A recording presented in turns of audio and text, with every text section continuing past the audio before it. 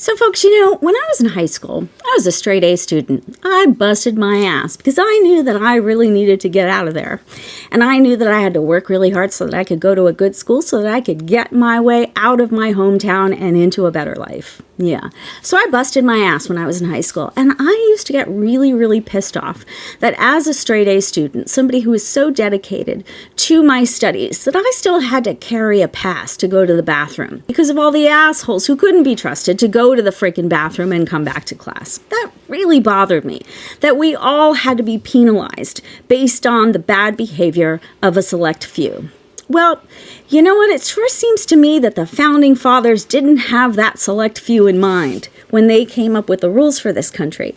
And it sure seems to be obvious now that the select few are ruining everything. Yeah, and it's so interesting how ultimately the downfall of the country is going to be because of the select few who couldn't succeed by following the rules, who couldn't compete because they don't have any skills, but who could really drive a truck through all of the holes in the system.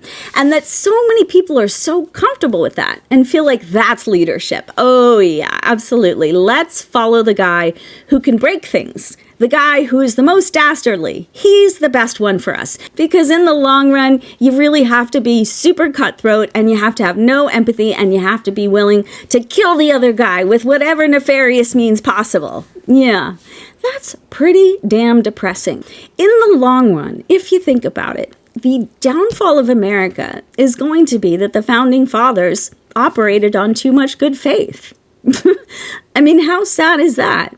People were too good back then. Now people are not good. Now people are assholes. But I still believe that there are more good people than bad. I just believe that the bad people have had very, very little good in their lives. And so they have set about making their bad grow exponentially and overpower the good that people have. And so it's sort of like, 20 good people who operate in good faith have been overpowered by one shithead who operates in lousy faith. It's like the gun world, The people who are gun freaks, who don't worry about kids being exploded at school, have nothing going on in their lives. They're losers. They're very sad, they're very upset, and they have a lot of baggage that they've never looked at. And so they've elevated gun culture to this sort of religious status, and they spend all of their time and all of their money working towards getting guns everywhere, all the time, and getting people to ignore the fact that children are going to school and getting exploded in homeroom. And so they sort of drown out the other voices because most normal people don't go about their lives worrying about guns all the time. They have children, they have families, they have jobs, they have things that they love to do. They're not sitting around worrying about how to get their AR-15 into the supermarket. Yeah, funny how that works. So we're in the same situation, and really the saddest part of all of it is that the good faith people are going to have to pay attention to the bad faith people. And they're going to have to come up with ways to make the bad faith people stop being shitheads. Yeah. And we're going to have to rethink every system that we have.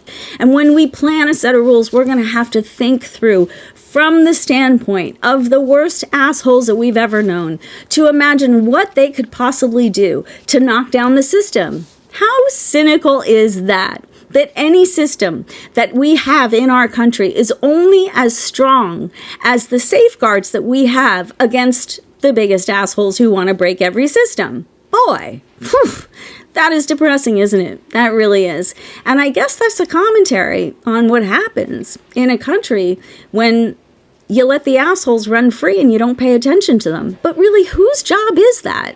Is it their parents who didn't raise them well?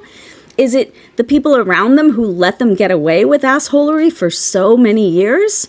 Because now it's all of our problem. It's all of our problem. And we have to waste all of our time, take it away from the things that we love to do, from the people that we love to be with, from having good faith lives. And we have to spend our time now unraveling ourselves from what the shitheads are doing.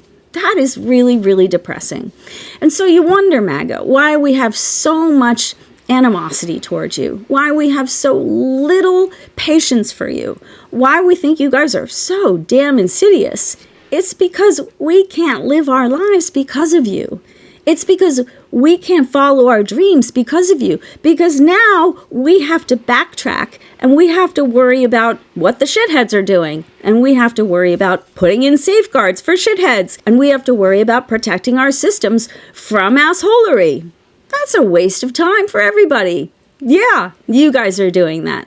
It's sort of like having to carry a pass to the bathroom because the few shitheads can't manage themselves to go to the bathroom and get back to class. So here we are, all of us back in high school, wasting our time, weighing down the quality of all of our lives because you guys can't get your shit together. So I hope that clears things up for you, and I hope you realize that when America falls, it's because of your laziness, it's because of your shittiness, and it's because none of us really ever thought that people could be quite as shitty as you are. So congratulations. I guess you've excelled at something, haven't you? Well, go ahead and have the day you deserve. Alrighty.